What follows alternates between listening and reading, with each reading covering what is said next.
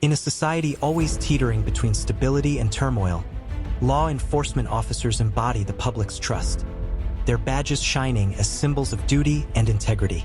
Yet, when their actions result in a fatality, the aftermath becomes an unbearable burden, one of public scrutiny, internal anguish, and blurred lines between justice and despair.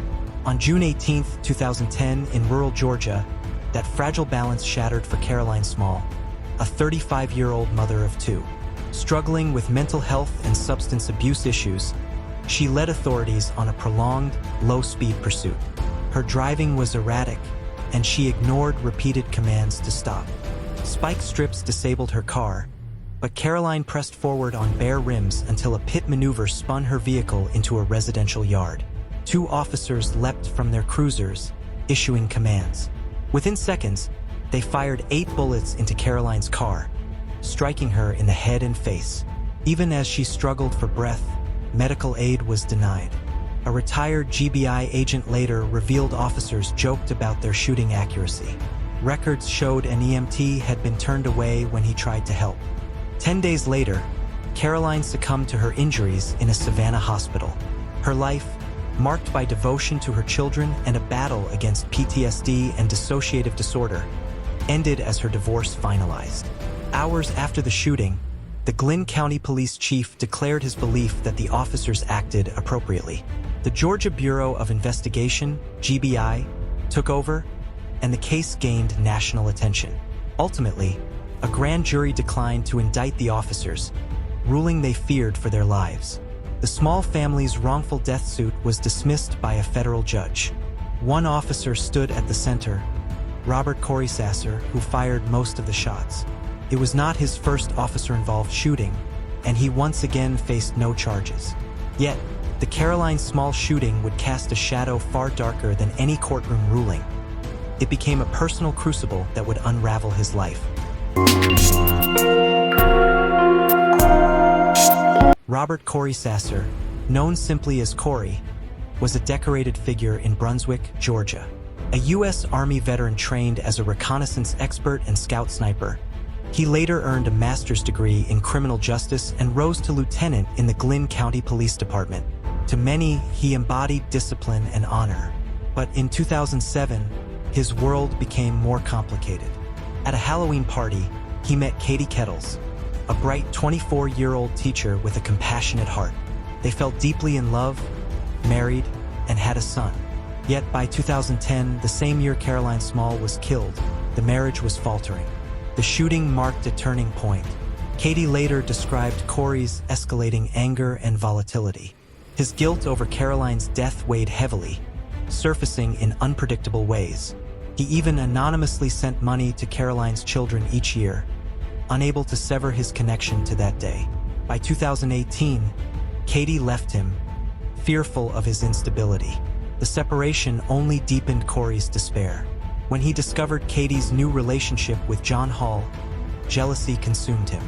On May 13, 2018, Corey appeared at Katie's home in the early morning hours. Peering through a window, he saw Katie in John's embrace and attempted to break down her door. Terrified, Katie called 911, reporting his threats to kill her. Deputies arrived, but Corey outranked them. They seemed hesitant to act, addressing him with deference. Katie pleaded for his arrest, but officers claimed there was insufficient evidence of forced entry.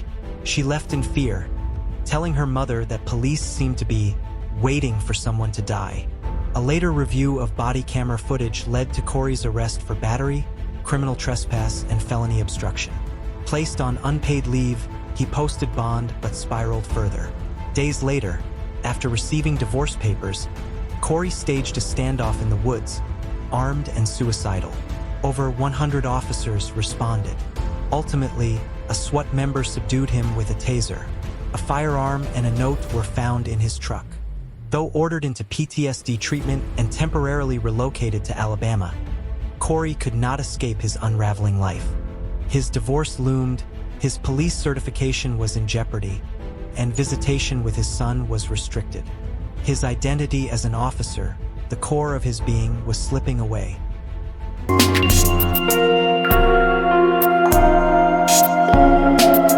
On June 26, 2018, Corey returned to Glynn County for divorce proceedings that ended unfavorably.